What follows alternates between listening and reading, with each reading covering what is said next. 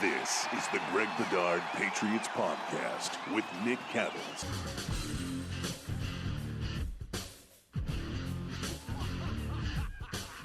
He's Greg, I'm Nick. It's the Greg Bedard Patriots Podcast. Nick Cattles, brought to you by Athletic Greens, the all-in-one nutritional insurance for your body that has over 7,000 five-star reviews. And Greg, let's start. Patriots have completed now 9 days of camp with 8 practices. And everybody, and I mean everybody under the sun that is following this team, that is writing about this team, talking about this team, is talking about the offense. Just big picture, what have you seen from the offense, and is it as big of a concern for you as it is for others? Okay, so just to recap, so last week, first 4 practices was almost all red zone stuff. And definitely the defense was winning more and more each day. I wasn't concerned because it was just red zone, and there's only so many routes that you can run before the defense figures things out. It's a compressed part of the field. You know, that the defense was winning by the end of the week was not a surprise. And you really weren't having the run game involved at all. It was just red zone passing. So they didn't have to worry about play action really or any of that stuff. And then we come to this week, and first day, Monday, they have padded practices Monday and Tuesday. And you could tell that they were definitely running the outside zone running scheme that we've seen from Mike Shanahan, Kyle Shanahan, McVay, you know, all those guys that are affiliated with that. And it did not go well at all. I mean, they just, you know, and I know people, it's been blown up on Boston radio, but I said it, you know, it was an abject failure. And it was. I mean, I'm here to tell you what happens each day. And I will tell you if there's progress, and I will tell you if it was good or bad. And the first day, it was a disaster. Every play was, whether it was a running play or a pass play off of a running play, it was a disaster in terms of how it was being blocked. Like, there was no room for anybody to run. There were people running through. Like, it was just a disaster. Were you going to say something, Nick? No. Oh, okay. I thought it must have been some feedback. Sorry. So it was, you know, but I was like, okay, it was bad of the first day, whatever. They're putting in something new. It happens. Let's see what it looks like the second day. A little bit better, maybe like 2% better. And then all of a sudden, instead of going to pads for 3 days in a row, Belichick dials back. They go into shells and shorts. And he even acknowledged that they had to almost take a step back and do corrections and let's work on this stuff, which, you know, happens from time to time. Right. And then that brings us to today, which they were back in full pads because they're in the stadium Friday night, which is a very, you know, special teams heavy, just getting ready for the preseason type of thing. Off on Saturday. We don't know what they're going to do on Sunday yet. Right now it's to be determined. So you knew today was going to be a heavy day. It was very hot, very sunny here in New England. And, again, the same sort of problems. I mean, it's just completely disjointed what they're trying to do on offense. I will say that the inside zone gap runs that you do see, and largely the passing game, like, you know, it's been okay. But you could just tell that, you know, whenever they're trying to run outside, they're running these stretch runs where, you know, basically the idea is you're trying to get the defense to run sideline to sideline, and then you're looking for a crease where the offensive lineman angles off a blocker and the running back sees it and he cuts back. Think Terrell Davis and the Broncos in their heyday, that kind of running scheme. That's what the Patriots are trying to do here, and it just hasn't worked, Nick. It hasn't worked at all. I mean, it's gotten a little bit better, but, man, at this pace, I don't think it's going to be like ready for prime time to win games until you're talking the midpoint of the season. Wow. I was going to ask you, you know, when we look at the progression of a training camp and when it's time to get truly concerned about what you've seen so far, and you're telling us things are so disjointed, it could take until the middle of the season until these guys get their asses together. What's the problem overall? I mean, I'm reading a lot, Greg, about the interior offensive line. I'm reading a lot about Cole Strange. Is that the biggest issue that stands out to you right now? Well, a couple of different things. I mean, David Andrews has been slowly sort of vamping up his participation. Like today, he was a little bit more involved. So that's obviously going to affect things when you're going from David Andrews to James Ferentz and undrafted Cody Rusey at center. Because the most crucial position on the field in a zone blocking scheme is the center. They are the ones that read the play. They get to the second level, peel off the linebacker, that sort of thing.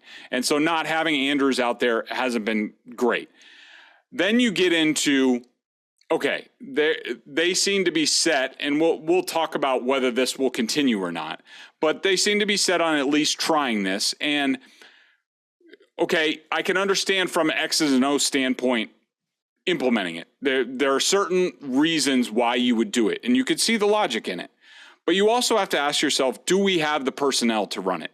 Trent Brown is a mammoth left tackle, 6'8", 375 pounds. When you're talking about, and then you have Mike Owenu at right guard, who is a big, strong, not exactly the most agile guy in the world. Cole Strange is out of central casting for the zone scheme.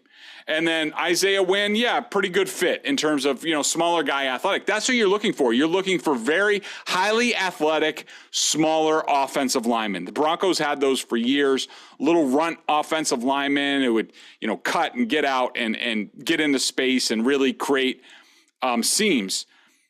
You have to question whether the Patriots even have the personnel. And then the other thing, you ask, like, what's the issue? The issue is they're not blocking it correctly, whether it's the run game or the pass. I mean, Nick, there are guys, every run is like, there's three guys in Damian Harris's face, like every time he runs the ball. I mean, it really is a train wreck.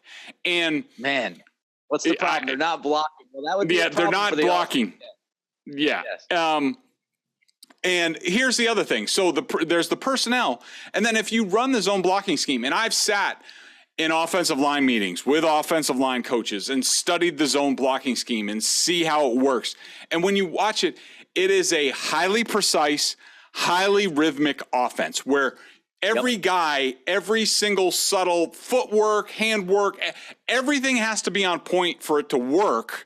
And if it's not, it can be a disaster. And so you put together they don't have the right personnel right now. I don't know whether they have the, in terms of the CBA and the practice time and what you can do, I don't know whether they have enough time to put it in, to coach it up properly. And then you have to get into, do they have the right coaches to implement the scheme? Because normally you need guys who have been in this scheme forever, whether it's the offensive line coach or the offensive coordinator. Mike McDaniel right now is in Miami putting in this scheme, Kyle Shanahan's scheme. Yeah. He was in it for 10 years. He was Kyle Shanahan's right-hand man. He knows exactly how you have to do it step by step, whether he was with him in Atlanta when they put it in. He was with him in San Francisco when they put it in. There's nobody like that on the Patriots staff. So you put all those three things together and it makes you wonder whether this is going to work or not. Same thing with McVay in LA, right? McVay was in that system. He understands. He knows what it takes to run the system.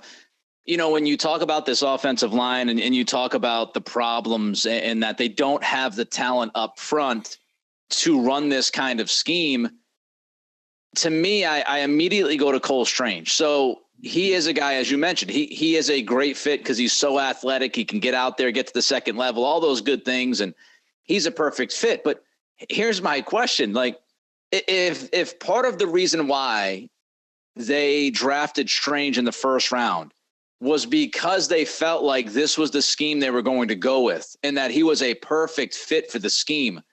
Well, what happens if you can't run that scheme and you have to go back to what you did before you thought you were going to run this Shanahan run game?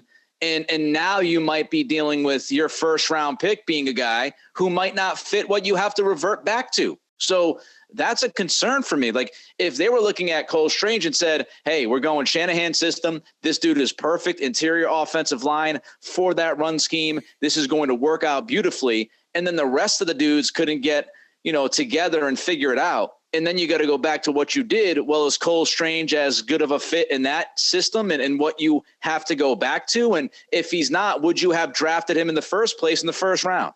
It's a very legitimate question, Nick. And look, I will say that I've been watching Cole Strange for 8 practices now. He's about what I thought he would be, and highly athletic, which we haven't even had a chance to see right now, because all he's worried about right now is making sure he blocks the right guy, because he's having enough issues with that with the scheme. But highly athletic, he's had his moments in one-on-ones, but you watch him against the more powerful guys. Like today I had him 0-2 in one-on-one pass rush, and he lost to Christian Barmore, which is no big thing. I mean, Christian Barmore destroys just about everybody at this point in his second season. And then, Lawrence Guy, who isn't exactly a pass rusher, but a powerful guy. And, the concerns that I had about Cole Strange, if they do go back to what they do, in terms of, gap scheme and power and things like that, can he hold up and hold the point of attack, against the bigger guys if he's just in there slugging it out one-on-one or, in his gap? It's a legitimate question. If my personal feeling, Nick, is if they end up doing that, you're going to look at Cole Strange and say, this is a year too soon for him. That he needed almost like a redshirt year to get stronger. We talked about the badunkadunk last time, a little bit bigger in the britches to really anchor against those guys. But I mean, my opinion on him hasn't changed. I still think he's very talented, could be an all-world center, when, Andrews is done. But for him to anchor down after down against some of these bigger guys in the NFL, I think it's going to be a rough go for him as a rookie, at least to start. And yeah, I'll tell you, if you draft a guard, we talked about this around draft time. If you draft a guard in the first round, and this year was kind of funky. There were, 3 guards that were drafted in the first round this year, as high as 13 or 15, whatever it was. If you draft an OG in the first round, I'm telling you right now, there's not a single coach on that football team that drafted that guy in the first round that drafted to redshirt him. If you're drafting a guard in the first round, that dude better be good to really good day one, right out the jump. You're not drafting somebody at that position to redshirt him a season. So let's hope he figures it out. Let's talk about what's worked offensively. Has anything worked offensively? Yeah, I think the inside gap runs, inside zone type stuff, which they've always done, have been effective. Damian Harris and Rhamondre Stevenson, quick hitters up the middle, those have worked. And I think the quick passing game has been okay. But, the thing that, and maybe we'll see it upcoming this week. Maybe this week was just, let's work on the running game and sort of the passing game. That's an offshoot of that. Because I still think, Nick, that when it comes to this offense, I think, yes, they want to change the running first and second down offense, the zone runs and the pass plays that come off of that, the Shanahan sort of staples. I will say, when they've gotten into the traditional Patriots pass game, on third down, long yardage, when they've done that, it doesn't look all that different. And you could tell that Mac Jones is more comfortable with that stuff. So I think that I'm not panicking about the pass game, even though there's been barely any big plays. I don't think they're there yet in terms of their camp installation. I think that'll come this week. But I think that I'm okay with the inside running game and the short, quick passing game right now. I feel okay where they are at this point. And of course, if you're going through this scheme change with your run game and it's not going great, then you're going to fail to address things that you might have wanted to add to it as well. We talk about the RPO stuff. We talk about misdirection in the backfield. What we see from offenses nowadays in the NFL, if you're struggling with the base of switching over and that, it's holding you back for a little bit, that means you're not going to be able to build on what your foundation is going to be, because you're still addressing your foundation. And that puts your offense in a very difficult spot. Not to mention, if Matt Patricia's calling the plays, you get a first-time play caller, an offense trying to figure out its foundation in week 1 or 2. Can you add elements to that offense during the season with a guy who's never been an offensive coordinator or a play caller on the offensive side of things? All of these questions kind of roll into, the next and the next and the next. how are players reacting? We know how you're reacting, how people following this team are reacting. How are players reacting? So people in the spring, I talked to some people after some of the practices, people who are very well connected to the Patriots and the players, and they sounded the alarm bell, and we talked about that. I checked back in with those people, and they said it's even worse now. That I don't know how to term it. It's not panic, but yeah, there are players on this team who aren't thrilled. And I think, you look at the comments that Mac Jones had the other day. I mean, when, the first question out of the box was something about like, oh, how do you think the installation of the scheme's going? And he basically, unprompted, he comes out and he's like, yeah, the aim isn't to have me running around all that much, but the offensive line is doing a great job. And for Mac Jones to come out unprompted and basically just say, yeah, I have no time to throw the ball. Like, for him to come out and say that for a guy who's been at Alabama and Nick Saban and now with the Patriots, where you don't say anything, it should set off alarm bell. I think Mac Jones is very frustrated. And I think that a guy like, possibly like David Andrews is also frustrated, where they look at it and they say to themselves, like, what the hell are we doing?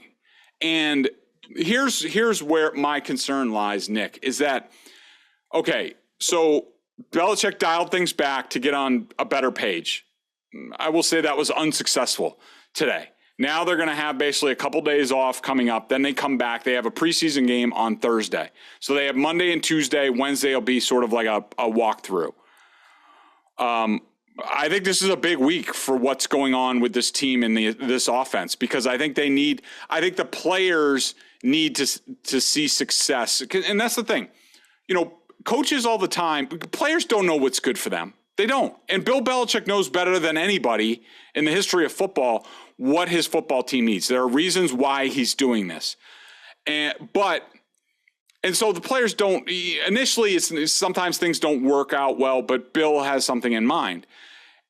But at some point they need to start seeing light at the end of the tunnel, that this is going to work, or else they risk losing the players and their faith. And I think you're seeing that a little bit with Mac Jones. Like today, last couple of days, he's been holding the ball a long time in the pocket. Like, he's indecisive, where that was not a concern last year with him. Even in training camp, going up against Cam Newton, he knew where to go with the ball. He knew what to do. And I don't think it's coverage. I think that he doesn't trust what's going on around him. He doesn't trust what's being called. And I think there are some issues there. And they need to start seeing some success, or else they're going to need to start looking at, do they start making some changes sooner rather than later? Not great. I will tell you what is great, though. Athletic Greens. Greg, tell the people out there how Athletic Greens has helped you over the past several weeks. I started taking AG1 because, I needed to make a change. I needed to get better with my vitamins and supplements and stuff like that. And I did a bunch of research, saw stuff on Twitter from Forward Player I used to cover. People were touting Athletic Greens. I was like, what the heck is this thing? So I looked it up, and it's legit. So what is this stuff? People want to know. It's a green juice. Everybody knows these things. They taste like garbage most of the time. But with one delicious scoop of AG1, you're absorbing 75 high-quality vitamins, minerals, whole food sourced ingredients, probiotics, and adaptogens to help you start your day right. This special blend of ingredients supports your gut health, your nervous system, your immune system, your energy, recovery, focus, and aging, all the things that you want. I mean, I love it, Nick, because it's lifestyle friendly. Everybody knows I've been watching what I eat. This works with keto, paleo, vegan, dairy-free, gluten-free. Contains less than 1 gram of sugar, which I absolutely love because I've been eliminating that from my diet. Right now, it's the time to reclaim your health and arm your immune system with convenient daily nutrition. It's just 1 scoop in a cup of water every day. That's it. tastes minty at the end. It doesn't taste like garbage. I'm telling you, it tastes good. I look forward to it every single morning. When that's the first thing that I eat, get it into my system, get those vitamins absorbed. No need for a million different pills and supplements to look out for your health. To make it easy, Athletic Greens is going to give you a free 1-year supply of immune-supporting vitamin D. It's this little droplet thing that you put in. I have it. I put it into my drink every day. It's awesome. 5 free travel packs with your first purchase. All you have to do is visit athleticgreens.com/Bedard. Again, that's athleticgreens.com/Bedard, BEDARD, to take ownership over your health and pick up the ultimate daily nutritional insurance. AG1, baby. All right, so we talked about the offense. Not great, Bob, not great. Let's jump to the other side of the football. Defensively, what are we looking at? Who has stood out? Your feelings overall about this defense up to this point? Yeah, I mean, so far I feel pretty good about the defense. I think that, and again, it has to do with the offense. We're not sure what to make of it because we're not sure what to make of the offense. I mean, if Devon Godchow and Christian Barmore are making plays every single play against this offense, does that mean that they're all world players? I tend to think not, but who knows, maybe. But I will say, pretty much the cast of characters that we thought from the spring, Nick, that's been going on. I mean, you have, for starters, they'll have Judon out there. Dietrich Wise has been out, so Henry Anderson has been on the other side of Judon on early downs. You have Lawrence Guy and Devon Godchow in the middle. You have Juwan Bentley, Raekwon McMillan as the inside linebackers. You have your cast of characters as safeties. They're rotating through them. At cornerback, looks pretty much like Jalen Mills, Terrence Mitchell, and Jonathan Jones. So pretty much what we thought as the starters, that's been the starters. And I think they've been good. They haven't been tested a whole lot. I will say the defensive line's done an excellent job.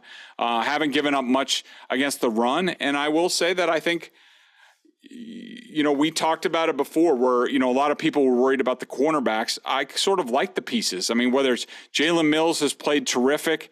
Mitchell, I still want to see more from him. Jonathan Jones, he had a great coverage today, one-on-one down the field. I forget who it was against, but was all over the guy. They have some backups there that, whether it's Miles Bryant, Sean Wade's done okay.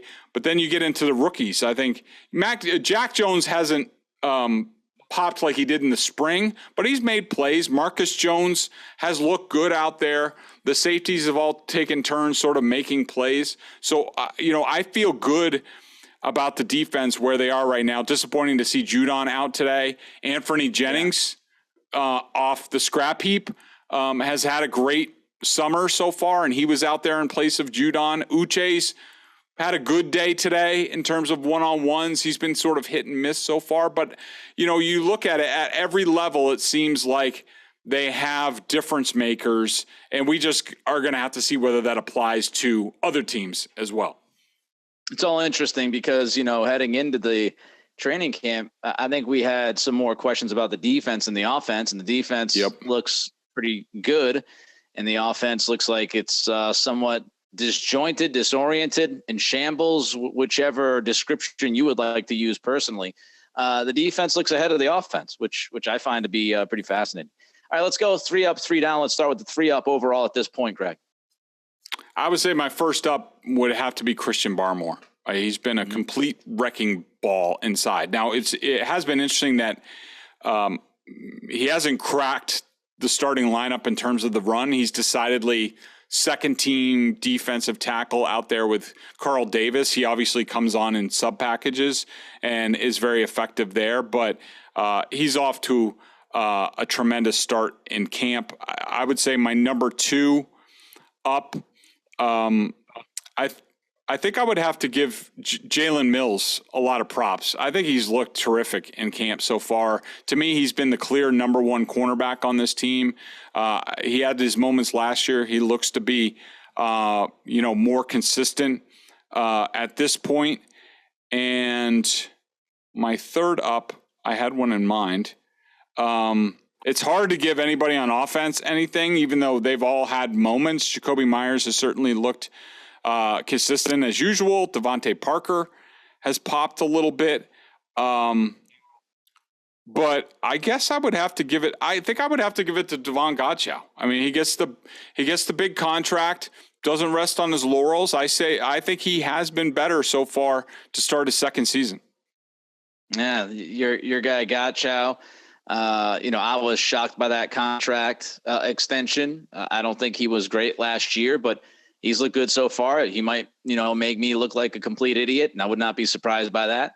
And then, my guy, Jalen Mills, not the biggest Jalen Mills fan, but everybody is saying that he's doing a great job early on. So if they can get more out of Mills and Godchaux than I expected, this defense is going to be more than I expected. 3 down. I was debating whether to do guys that people know or not know. But I mean, I guess guys who, I guess I've been disappointed in so far. One would be Sean Wade, the cornerback, who, when Jonathan Jones was out, was given a big opportunity at slot cornerback. And since Jones and Miles Bryant came back, he's been slipping down the depth chart. And he did have a nice play today, but he's been burned a lot more than he's made plays. I would say that in terms of the offensive line, guys who have disappointed me, Cody Rusey, undrafted free agent, who I sort of talked up in the offseason, he's had a really tough time in one-on-ones. He's had 3 decisive losses in the last 2 rounds. So, you worry about the depth there, even though I do think James Ferentz has been, a little bit better. But by the way, I have to add another up because I can't forget this guy. Remember the name LeBrian Ray, this undrafted free agent from Alabama. He's 6'4", 290. He's basically your new Adam Butler, and I think he has a chance to be better than Adam Butler. They can't block him. I don't know what it is about him. He doesn't look imposing. He is pretty quick. I will give him that. But if you're looking for a guy to sort of pair, you can see Barmore, and instead of Dietrich Wise, you put LeBrian Ray out there. I think this guy, he's been so good. I think he's even locked up a roster spot already as an undrafted free agent. On the down list, I guess I would have to say, not that he's done anything in my mind to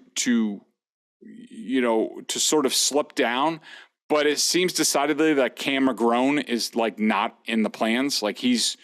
He's way down the depth chart, third line defense with Harvey Lange.